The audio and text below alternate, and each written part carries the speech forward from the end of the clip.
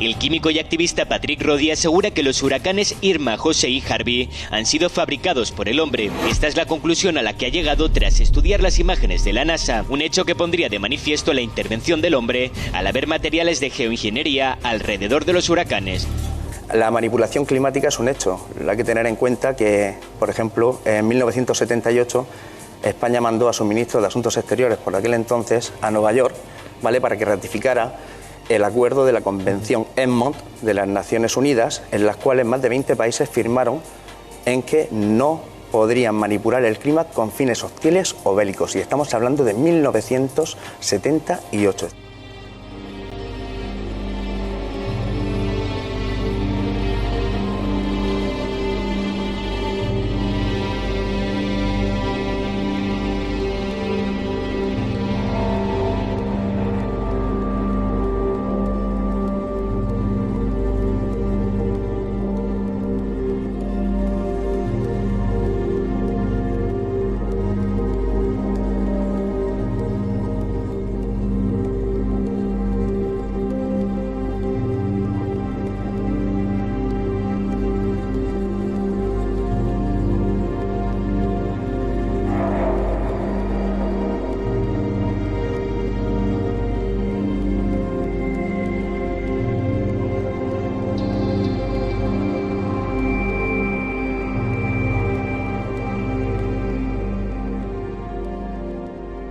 When you have water vapor and you have dust particles or ice crystals, you can precipitate rain.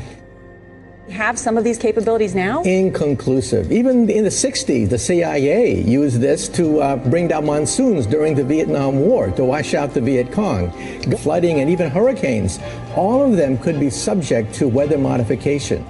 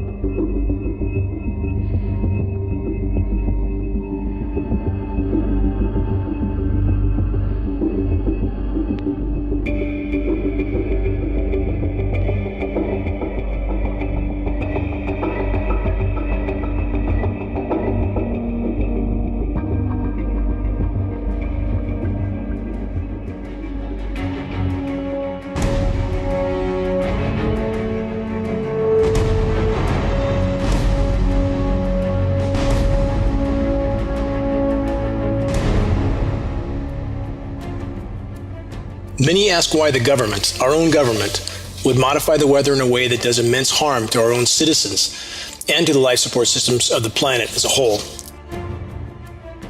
And without doing any investigative research whatsoever, many choose to completely deny that climate modification could be real and ongoing, with many potential objectives and agendas being carried out in what can only be considered programs of weather and biological warfare. The U.S. government and the U.S. military have been fully involved in not just weather modification, but hurricane modification for at least 70 years. Project Cirrus was underway 70 years ago. With only 80 kilograms of dry ice, profound manipulation of a hurricane was achieved.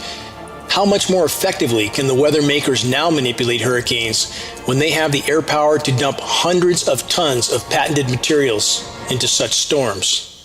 Project Storm Fury, which was historically a part of the ongoing and expanding U.S. government and U.S. military hurricane manipulation programs. Aerosol dispersions over the oceans are now constant and blatant. The vast majority of populations have absolutely no idea that the ongoing global climate engineering Manhattan Project is tearing the climate and life support systems of the planet apart. The toxic heavy metal and chemical aerosols are also contaminating our breathable air column and the entire biosphere as a whole. Radio frequency microwave transmissions manipulate the electrically conductive heavy metal nanoparticulates that have been seeded into the atmosphere and the cloud formations. The manipulation of these particulates in turn manipulates air masses and thus storm formations. The climate engineers have been aggressively suppressing and or redirecting Atlantic and Gulf of Mexico hurricanes for over 12 years. The weather makers have long since achieved the ability to decide what develops, what doesn't, and what direction it travels, and who gave the military-industrial complex the right to play God with Earth's climate and life support systems. Welcome to our geoengineered world. While the world continues to freefall into abrupt climate shift, geoengineered cooldowns with highly toxic chemical ice nucleating elements have helped the world's largest military to keep the most population-dense regions in the U.S. from feeling the full impact of what's unfolding. This is the psychological aspect of climate engineering, keeping populations confused, divided, and in many cases pacified in regard to the true state of the unfolding global climate and environmental collapse until the last possible moment. The paradox is this: climate engineering is the single greatest climate disrupting and environmentally destructive assault ever launched by the human race. All available climate data proves the climate engineers possess the processes and resources to suppress and or redirect hurricanes. If the weather makers didn't want Hurricane Harvey to happen how it did or where it did, it would not have happened. If the weather makers wanted to completely suppress Hurricane Irma, to diminish or dissipate it, or to steer it out to sea, they could. Again, available historical data proves this fact. Disasters like that serve many agendas for the global elite. In the case of Harvey, there were and are oil prices and production to consider, potentially increased economic activity due to the need to fix the disaster, the creation of mass distraction while the power structure pushes toward World War III, the potential disabling of populations, thus rendering them unable to stand up to government tyranny, the opportunity to move the military into place in preparation for already unfolding and inevitable societal collapse. But again, our biosphere is imploding. We're already in a runaway climate shift scenario heading toward a mathematically certain near-term global omnicide if we remain on the current course. The climate engineers will do anything they can and everything they can at any cost to the web of life to hide this fact from populations. In their attempt to postpone public panic for as long as possible, and thus to keep the military-industrial complex in full control, it would seem the power structure is willing to exterminate life on Earth.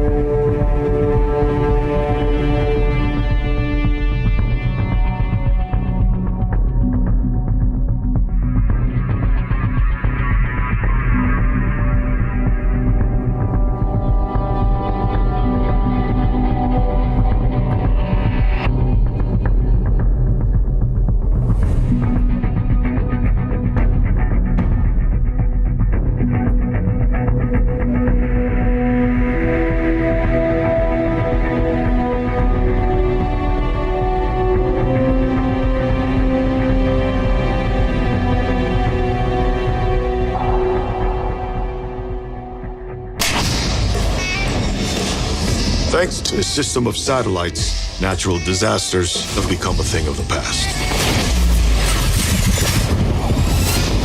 We can control our weather. So satellite has a bad comm, that happens. Not a satellite, all of them. This wasn't a malfunction. It was intentional. There's potential for catastrophic weather events on a global scale. A geostorm.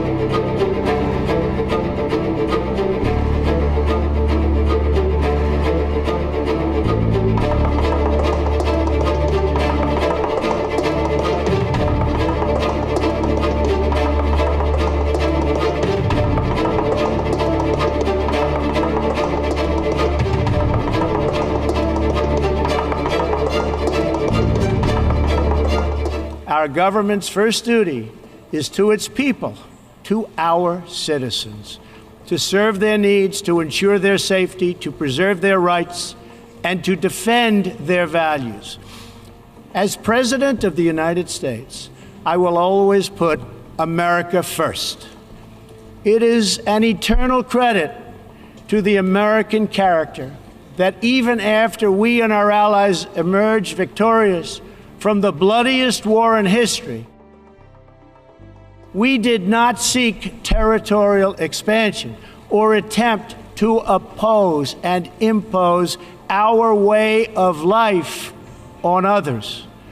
Now, North Korea's reckless pursuit of nuclear weapons and ballistic missiles threatens the entire world with unthinkable loss of human life. The United States has great strength and patience, but if it is forced to defend itself or its allies, we will have no choice but to totally destroy North Korea. It is far past time for the nations of the world to confront another reckless regime. The Iranian government masks a corrupt dictatorship behind the false guise of a democracy. Its oil profits go to fund Hezbollah and other terrorists that kill innocent Muslims and attack their peaceful Arab and Israeli neighbors. We must deny the terrorists safe haven, transit, funding, and any form of support for their vile and sinister ideology. We will stop radical Islamic terrorism because we cannot allow it to tear up our nation and indeed to tear up the entire world.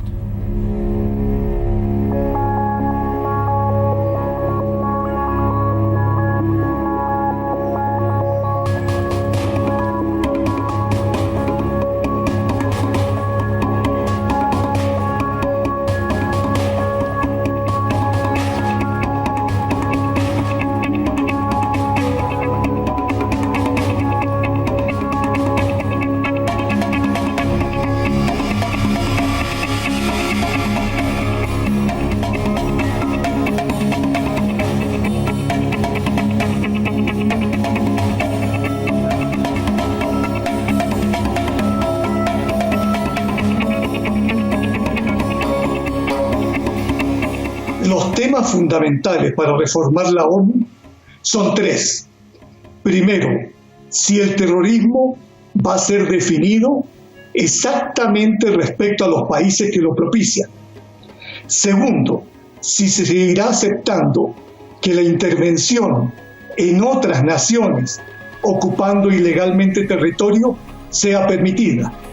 Y tercera, y la más importante, cómo se decidirá si una nación acepta o no estos requisitos, estas medidas. La resolución palestina sobre Israel no ha sido tomada en cuenta. Tampoco se ha tomado en cuenta que hoy día existe una intervención u ocupación ilegal por parte del régimen estadounidense en Siria o Irak. Tampoco se ha tomado en cuenta que Arabia Saudita invade países, detona bombas y elimina personas. Es decir, en este momento, uno de los temas principales tiene que ser cómo se hace efectiva toda resolución de las Naciones Unidas. Es que en realidad Hollywood está presente en el mundo y este es un teatro donde se hace discursos altisonantes, sin embargo en realidad se está trabajando en acuerdos secretos, como por ejemplo la fragmentación de Irak. Es decir, en la ONU se plantea un espectáculo y en realidad por debajo se sigue apoyando al terrorismo y se sigue apoyando los procesos en contra de la soberanía. Ese es el espectáculo que se da en la ONU.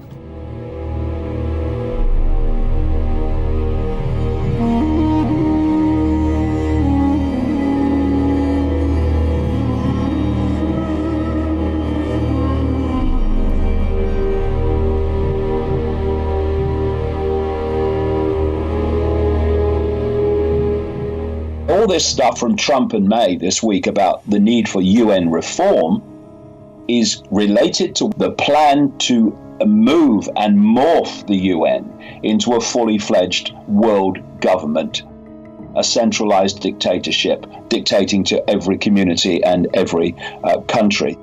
So that's what we're seeing now. This word reform is a classic buzzword for this hidden hand. Remember how Tony Blair was always talking about reform, reform, reform.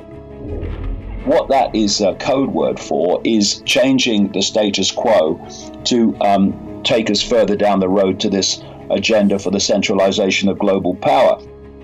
We need to watch this very carefully from now on, because you're going to see more and more talk about the need to reform the United Nations. And you're going to hear them talking about the fact that the United Nations has to have more power.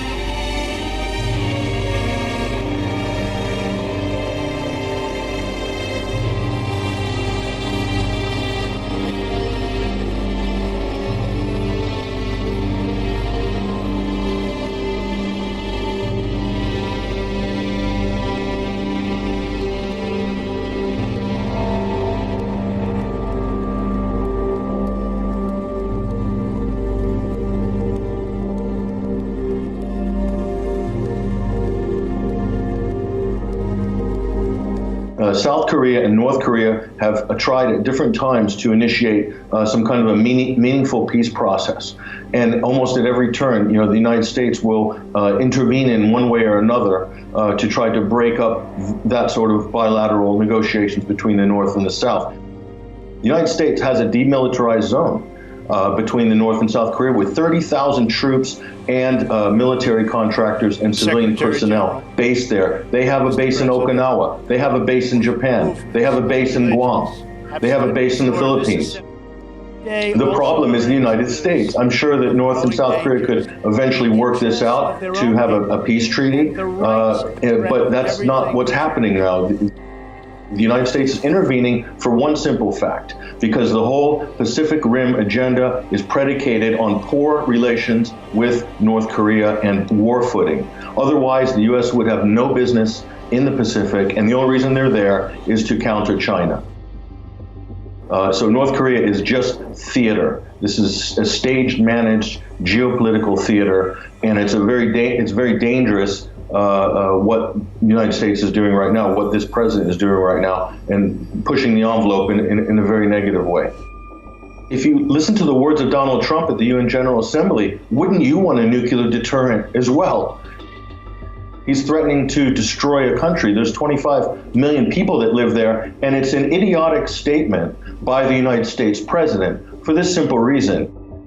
If you nuked North Korea, you would also create huge nuclear contamination that would kill so many people in the South. It would make huge areas uninhabitable and parts of China. It's not going to happen. Everyone knows the United States is not going to nuke North Korea. It's the message that the military-industrial complex in the United States, all the defense contractors, they want to hear this. This is, the message of the neoconservative war hawks. So that's basically who he's talking to. In terms of diplomacy, it's completely counterproductive. In terms of China relations, it's very poor form. This is just basic U.S. behavior. A government that's dominated by the Pentagon, by the defense industry, by these interests.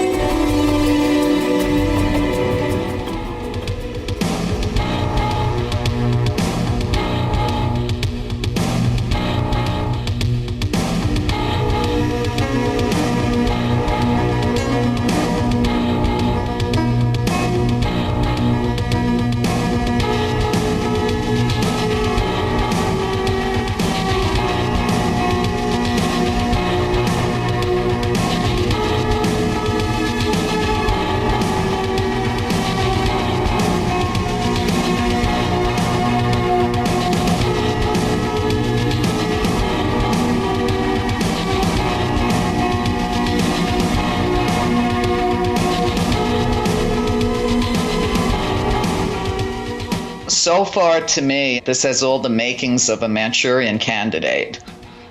The first day of reporting, there's nothing about this guy. And I always wait. You don't ever have to wait too long to see all the irregularities, to see all the lies, and then to see the demonization of the supposed shooter, which, of course, they're always dead.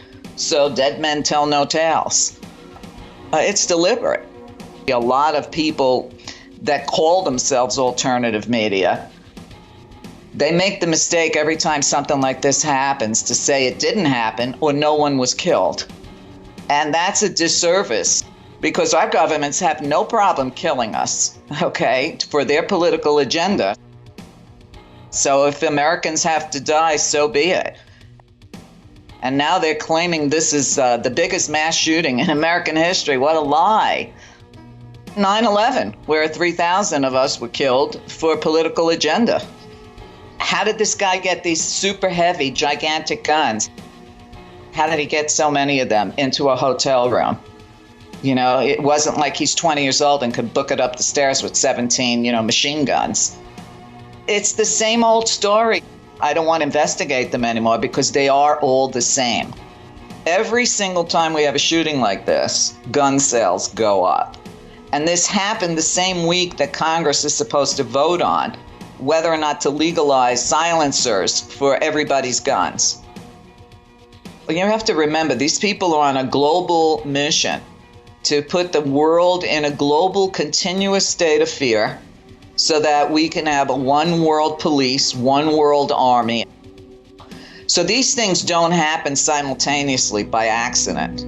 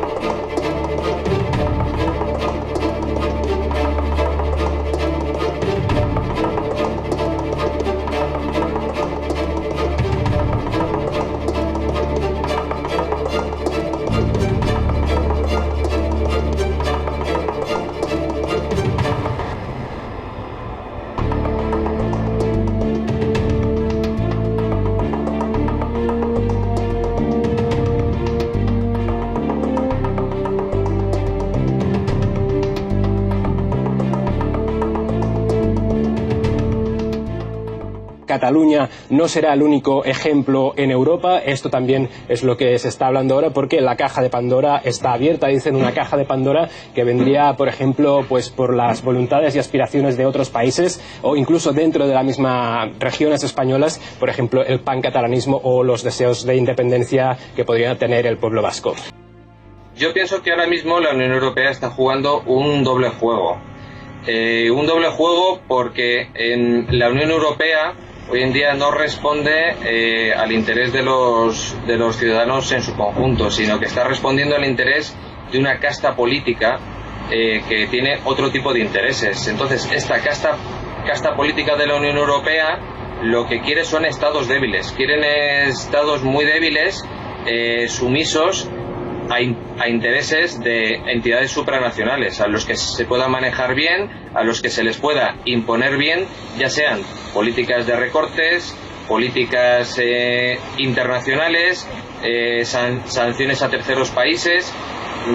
Esto es algo evidente. Cuanto mayor unidad, mayor fuerza. Sí podríamos denominar a lo que está sucediendo ahora mismo en Cataluña es una revolución de color. Y cuando hablamos de revolución de color, recordamos que hubo una revolución de color también en Serbia. Hemos visto cómo hace poco ha habido una revolución de color en Macedonia, que no ha tenido éxito del todo. Hemos visto cómo hubo una revolución de color en Ucrania, y tras todas esas revoluciones de color, al final todas apuntan a Soros como cabeza visible, como un think tank, como una fuerza de choque financiadora.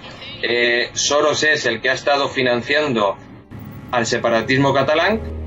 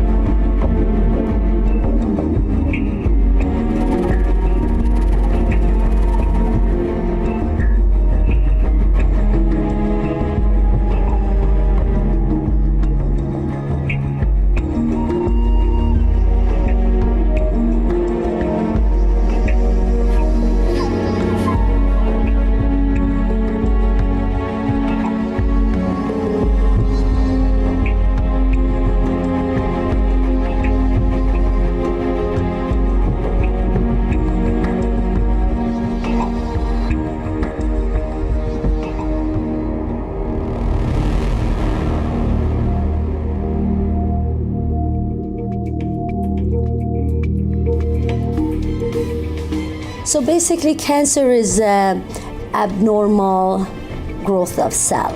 And basically they lose their apoptosis, programmed cell death. They don't die, they become immortal. And your body's immune system usually take care of the abnormal cell in your body.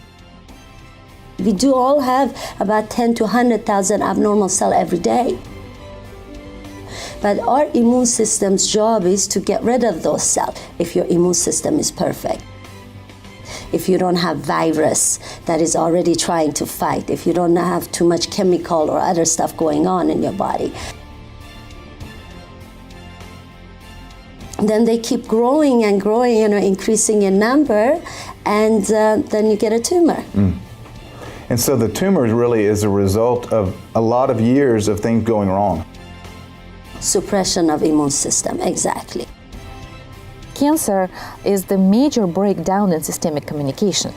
So what happens with the cancer, when the communication is running correctly and our lines of communication are open, then the body detects that growth on an early stage and suppresses it. However, when the lines are broken, that's when it happens that the body does not see the developing tissue until it is too late. The present orthodox view is that cancer is a lump or a bump. That's the cancer. And if that's the assumption. Now, if that is true, then to get rid of cancer, all you have to do is get rid of the lump or the bump. And hence we have surgery. Well, that gets rid of the lump or the bump. Or we have chemotherapy, which poisons the lump or the bump. So we got rid of it. Or we have radiation, which burns it and got rid of it. And you undergo these three therapies, and if you get rid of the lump or the bump, the doctor will say, it looks like we got it all. But did they? No, the statistics show that in most cases it comes back. They didn't get it all because that was never the cancer in the first place. What is a cancer cell and where does it come from? Well, we used to think that any cell could become cancer except for a few limited ones. We thought that if you irritate a cell enough and damage its DNA enough, it'll become immortal and just keep growing. Now we find out, well, that's not true. Only stem cells seem to be the source of cancers. If you damage the DNA of the stem cell, it'll become immortal. And then it just keeps producing more and more cells. It wakes up and it's producing lots and lots, thousands, millions, billions of cells. And it becomes a cancer. The trouble with chemotherapy and conventional treatments is they have no effect on the cancer stem cell. They only kill the daughter cells, the cells that are produced by it. So the tumor will shrink and they'll claim success, but you haven't killed the stem cell, so it all just comes right back. And what they found is when it comes back infinitely more aggressive than it did before. So stem cells are the key, and chemotherapy and radiation actually enrich stem cells. Despite this fact, as we've already learned, many doctors from countries across the globe might even lose their license if they do not prescribe chemo and radiation. Are you beginning to see the way that Big Pharma has its tentacles throughout this medical cartel, especially when it comes to chemotherapy? There are many physicians who are truly authentically motivated to want to help people, but there is this pervasive fear that they are going to be discredited and ostracized in their own community, and when they start to embrace some of these alternative philosophies. So that's a strategy that's used to suppress this type of information. When you've got tens of billions of dollars of revenue, there is no limit to the clever and sophisticated techniques that you can acquire to manipulate the masses. From the very onset, from the very planning of chemotherapy, from the very scientific approach, it is a deception. It is an unethical, deceptive business that creates illusions for millions of people, and every scientist involved in it. I'm not blaming the doctors. They sometimes don't have the education to go at that length. But every scientist knows that it is a huge fraud. Yes, modern medicine is a business. And just like any business, the goal is to grow this business and also to eliminate competition and to maintain the monopoly. Chemotherapy uses the most powerful toxins known to humans. And these toxins, of course, are being sold to us as substances that can kill cancer cells. And also the very substances that are being used to fight cancer are cancer-causing chemicals.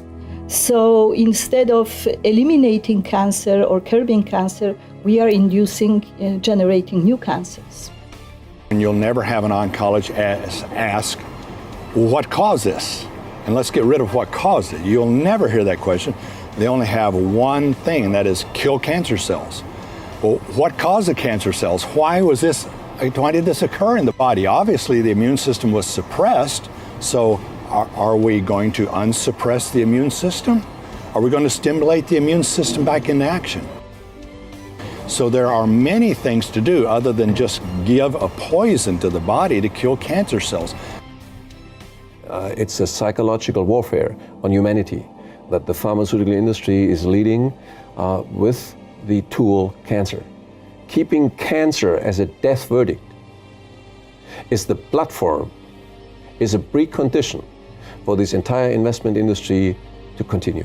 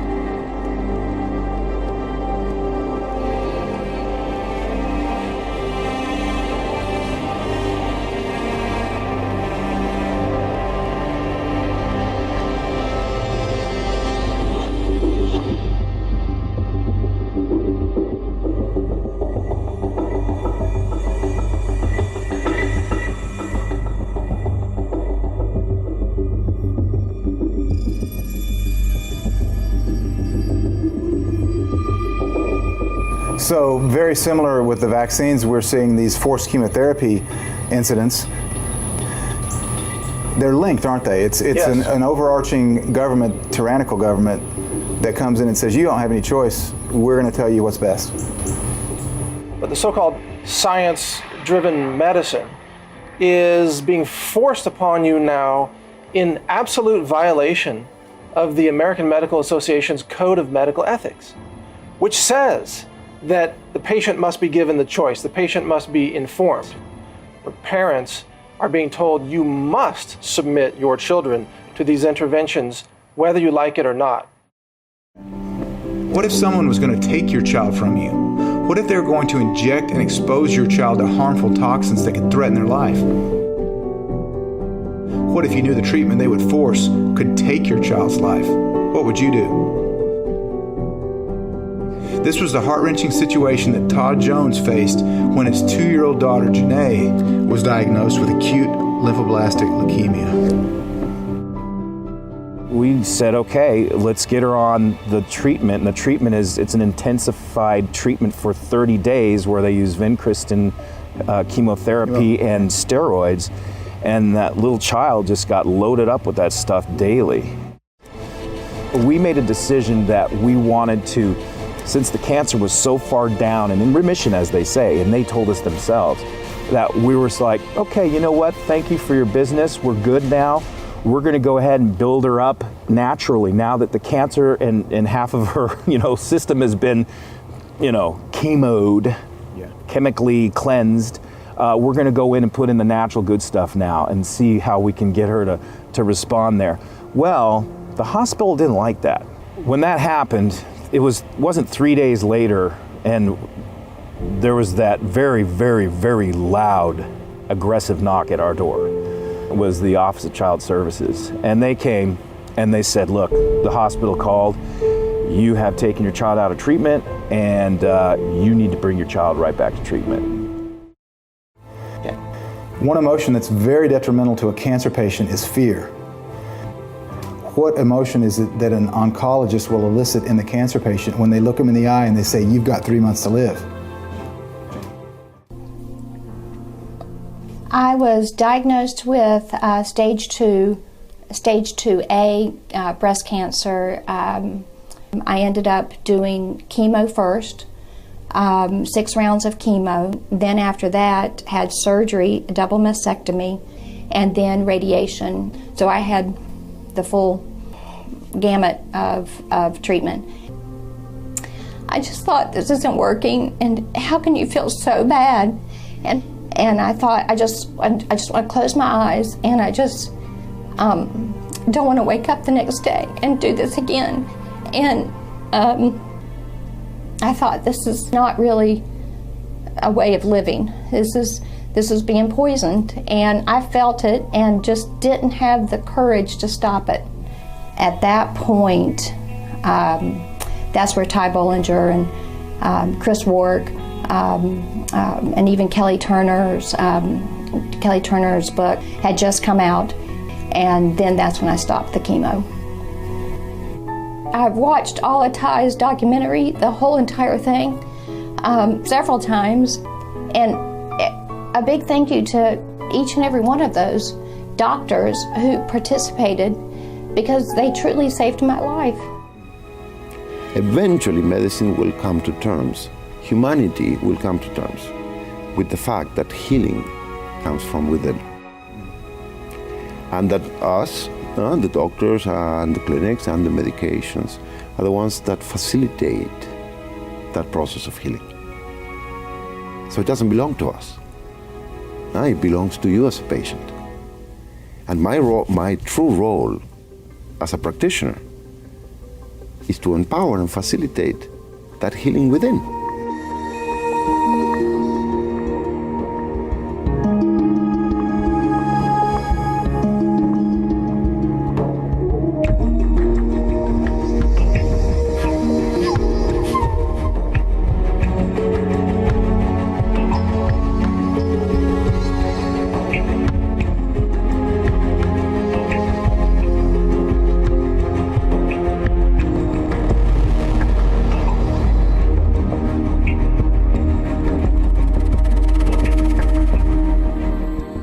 The only thing that we can do is to keep our self-healing mechanism strong. And in order to keep our self-healing mechanism strong, we have to keep our bodies clean. It all comes back to simplicity. No disease can exist inside of a clean body. But how do we get our bodies clean? It's through detoxification. And the most important step for the human body is daily, gentle detoxification.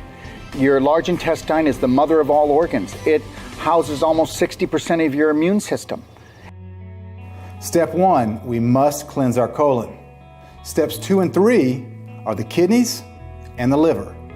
Liver cleansing is probably one of the most effective ways of boosting your self-healing mechanism.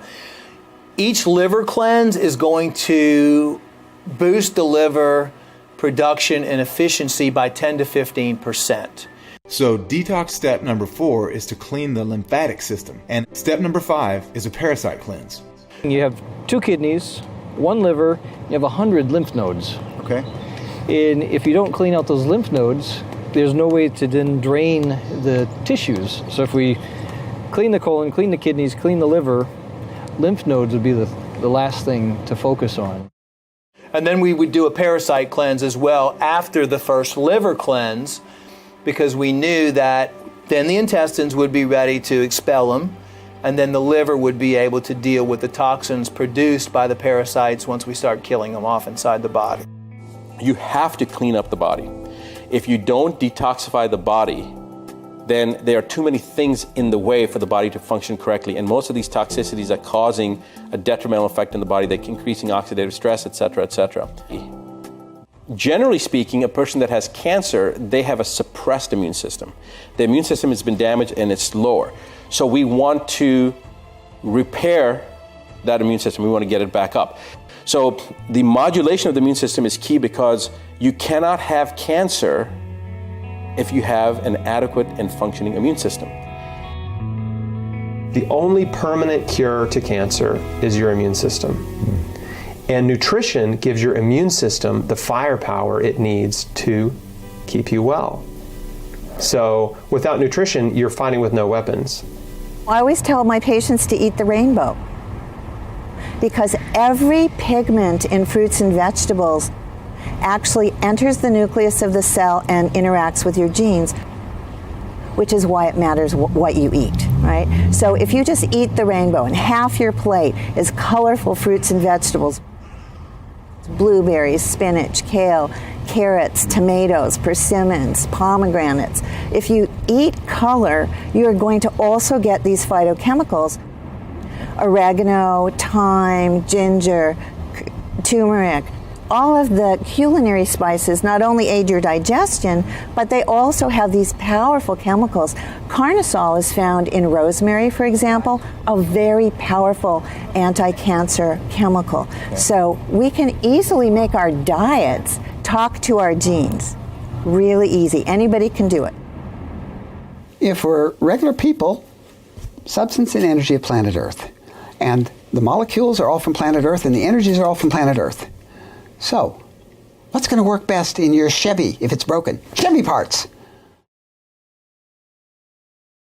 If the body is broken, do we put in original body parts, which are original molecules and original energies? No! We take them and we twist them a little bit so we can patent them, and of course they don't fit quite right anymore if it's a molecule, or we use an energy that isn't natural to the body, and we expect the body to heal with that? The big C word is never a death sentence. There's always a path. There's always a path. Some people are living with cancer as a chronic illness, right? So that's fine. It's the same as living with diabetes or high blood pressure or high cholesterol. If we can manage it and keep it at a microscopic level, you carry on with your life. It is not a death sentence. For me, radiation was not an option. I started doing my own research, immediately went on a organic diet, just decided I'm going to start to cleanse, and I'm not going to follow doctor's orders. And that would be my advice to anyone who has prostate cancer, is if you're recommended to have a prostatectomy or radiation or a chemotherapy, I declined all of that, and I immediately started cleansing, detoxing. I'm pretty much cancer-free. I feel great. I've lost 25 pounds. And I came to San Diego basically to say thank you for, for what you're doing, because it's amazing. I probably, had I not read your book and listened to the DVDs, probably would have followed doctor's orders. There are answers, there are solutions, and there are roads to full recovery for all types and stages of cancer. With a full understanding of the treatments and preventions, with knowledge of the science and documented evidence that supports the validity of this path, an amazing opportunity exists to see lives restored.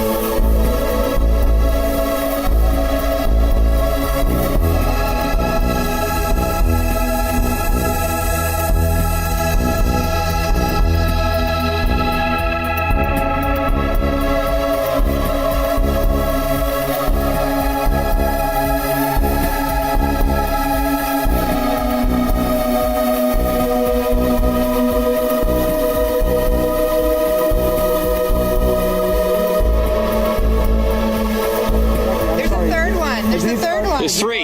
There's 4. Four. I want you to do one after another. 1, 2, 3, 4.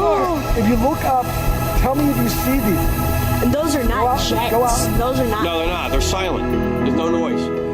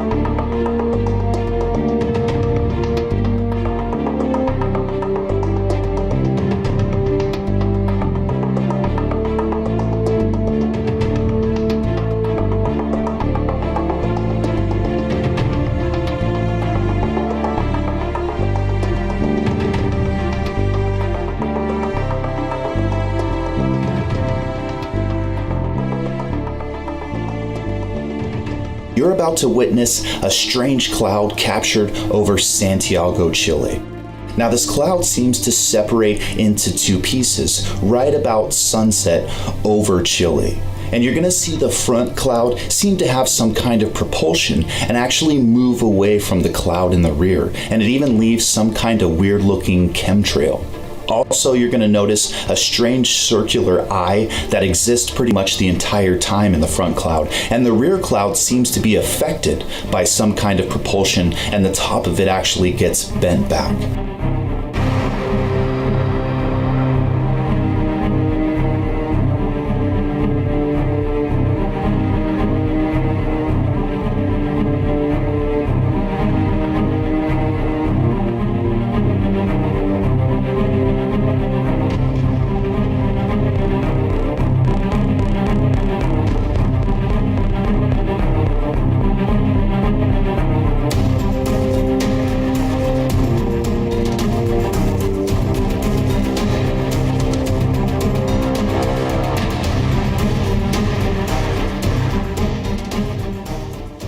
Un exalmirante de la Marina, el señor William Tompkins, nos decía que estábamos, la humanidad, siendo observada por seres que se encontraban viajando alrededor del universo y en especial, incluso dentro de nuestro sistema solar, dentro de una especie de naves esfera disfrazadas de planetas o de asteroides incluso, algunas de mayor y otras de menor tamaño.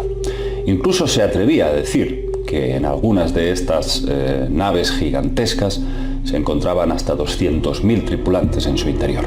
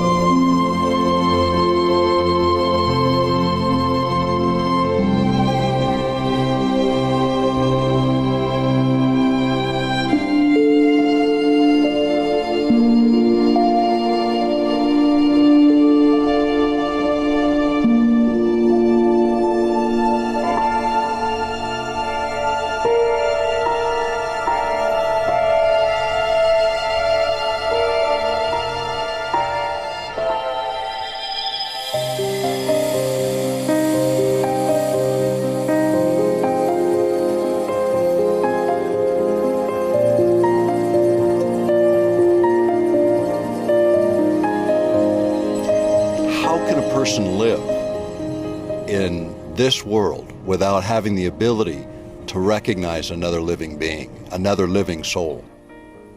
To connect with people, to recognize the God in each person is through the eyes, actually. And this is why personal connection, by being next to someone, by being in someone's presence, is so much more relevant than the kind of interfaces that people use today, the electronic interface. Where did the turning point happen where technology seemed to become like the main force of communication for humans? Well, I think, really, I think starting with television. You're in front of the TV, receiving the information in a state of super relaxed awareness. In fact, if you think about it, when you're watching television, most people come home very tired at the end of the day and they're watching the news feed. And their wife or their husband is saying, hey, dinner's ready, dinner's ready. And they don't even hear them. And the reason they don't hear them is they're actually in between state. It's a theta alpha state where the brain is quite relaxed, you're attentive and aware, and it's almost a state of light trance, where that data that's coming in is being imprinted on you, in you in a way that is really anchoring. That's why advertising is so effective. That's why the population has begun, the culture shapes based on what the data feed is. And so you look at culture, it's a total reflection of television and media. And it's an illusion, quite frankly. And that illusion sort of takes us further and further away from our humanity, our ability to connect with people. I think that's sort of where it begins. And now, virtually all of our world is situated in the same way. So that our interfaces with people are filtered through an electronic medium. This is a huge mistake. It's absolutely critical for people to connect with each other. One thing that you asked about, what's the big shift? It's about paying attention. It's about paying attention to the fine things. Being conscious. Being consciously aware. Sitting here having this conversation, I'm still aware of the wind. I feel the energy in my hands. I see the sun in my face. The sky is still blue. I see the people around me, but I'm still engaged in this conversation by I am paying attention. My awareness is not lost in my words and lost in my emotion. This is a very, very different way of viewing the world. Instead of just talking and thinking and feeling, you're paying attention to what you're thinking. And you are the awareness behind those thoughts.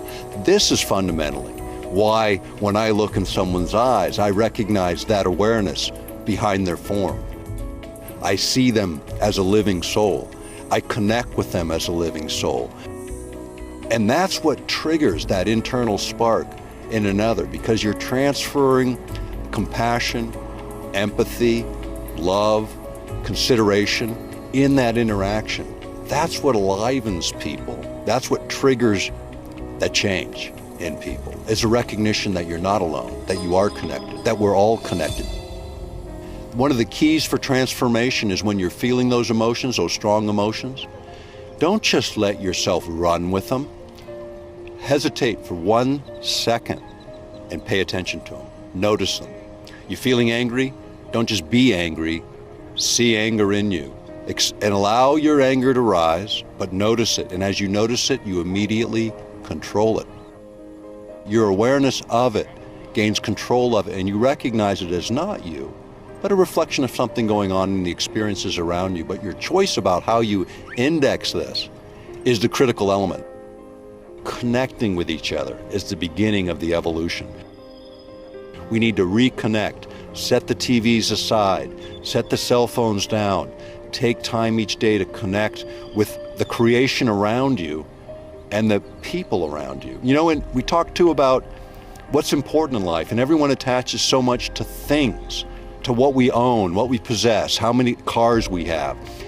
When I think about the obstacles, fear, worry, these are the things that get in the way. These are the things that actually stop you from reaching higher states of consciousness.